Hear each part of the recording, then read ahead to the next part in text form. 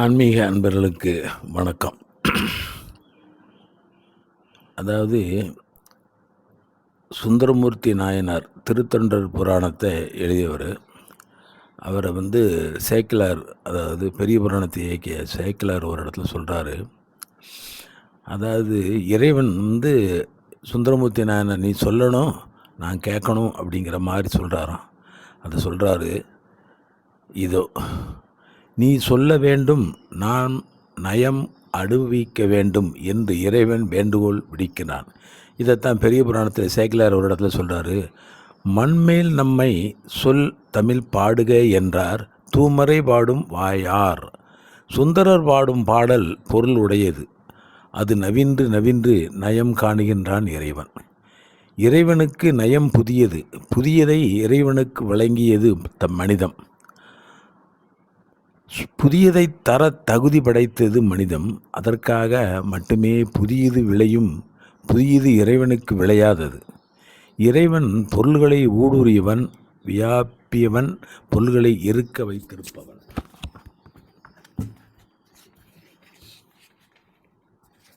வியாபங்கள் அவனின் முழுதுணர் அறிவில் பொருள்களின் ஞானம் முழுமையானது, நிறைவானது. அதற்கென்று புதியது உண்டாவது இல்லை, உண்டாவதற்கு இலக்கணமும் இல்லை. இறைவன் அறிவு முன்னமே சிறந்த அறிவு. அதனால்தான் சிறந்த அறிவுடைய இறைவன் உறழ்ந்த அறிவு உடைய சுந்தரரை தோழமை கொண்டான் என்பார்கள்.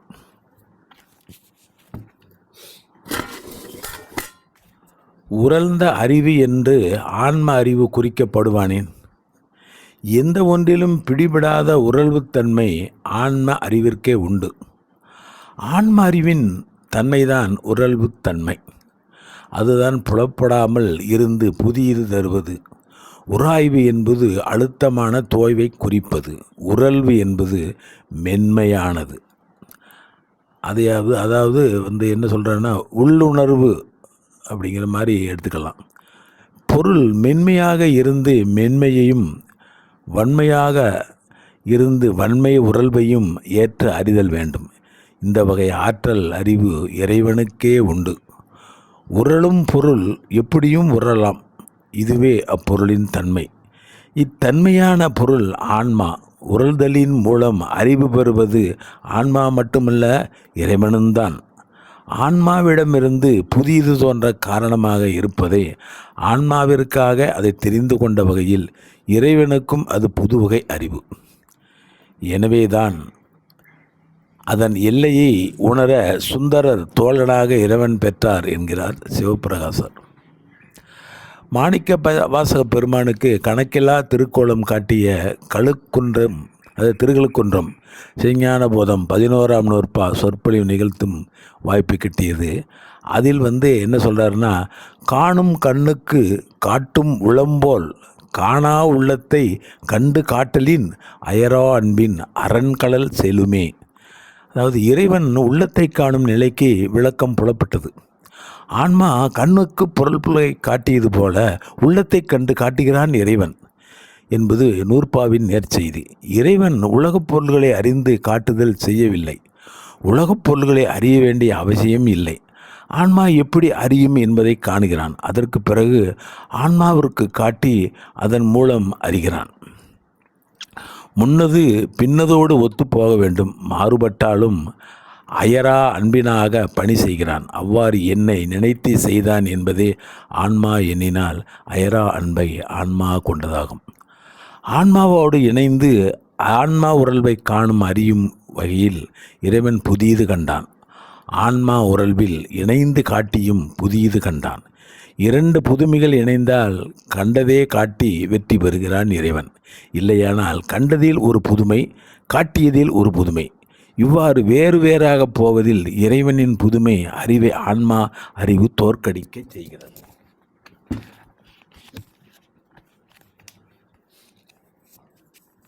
தான் காண வைப்பதில் தோற்கிறான். காண என அறிந்ததில் கண்டதில் தோற்கிறான். காட்டியதில் முடியாமைக்கு தோற்கிறான். ஆன்மா காணாத வகையிலும் காணும் ஒன்றி நின்று காட்டிய வகையிலும் இறைவன் தோற்றதாக ஆன்மா எண்ணலாம். ஆனால் அது இறைவனின் அயராத அன்பு. புதியது விரும்பிய மனிதம் அங்கே வெற்றி பெறவில்லை. இறைவனை கூட கீழே மட்டத்தின் தோற்று போகிறது. இவை சராசரி உயிர்களுக்கு இறைவன் காட்டும் வரலாவன.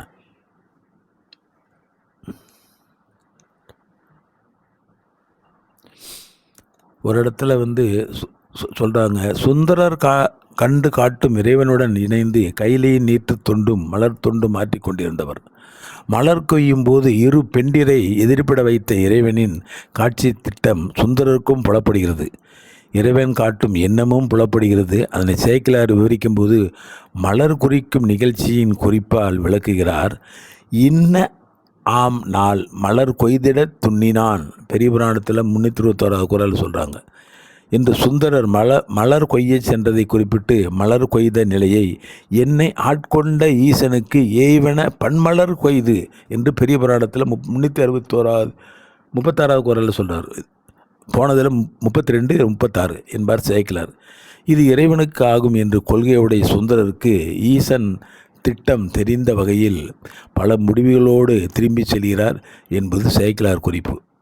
அவ்வாறு வந்த சுந்தரரை பேச விடாமல் மாதர் மேல் மனம் வைத்தனே என்று குற்றச்சாட்டை முந்திக்கொண்டு முன்வைக்கிறார் இறைவன். இதில் இறைவன் தோற்றதும் சுந்தரர் வென்றதும் புதியன. இறைவனிடம் அதற்கு மறுப்பு கூறாமல் அவனை வெல்பவனாக்கிவிட்டு கைகள் அஞ்சலி கூப்பி கலங்கினான். சேவடி நீங்கும் சிறுமையேன் மையல் மானுடமாய் மயங்கும் வழி ஐயனே தடுத்து ஆண்டு அருள் செய் என பெரியவரான 33 சொல்கிறார் என்று வாதத்தை வைக்கிறார் சுந்தரர். இறைவன் அதற்கு ஒப்புக்கொண்டு தான் அனுப்புகிறான். ஆனால் அதற்கு பிறகு சத்தியத்தை மீற வைக்கிற செயல்களில் சுந்தரரை ஈடுபடுத்துகிறார். இதனை செல்வனல் ஒற்றியூரான் செய்ய சங்கிலியால் ஆர்த்து மல்லலம் பறவை தன்னுள் மால்குற அமிழ்த்து வேணும் அல்லுனன் பகலும் நீங்காது அவன் மகிழ் அடியில் எய்தி நல்ல இன்பு அடைந்திருப்பின் நம்பி ஆரூரான் தானே என்றார். நான்மணி மாலையில் 35 குறளில் சொல்லியிருக்காங்க. இத்துடன் இன்றைய பத்தியை முடித்துக் கொள்கிறேன். நாளை தொடரலாம். நன்றி, வணக்கம்.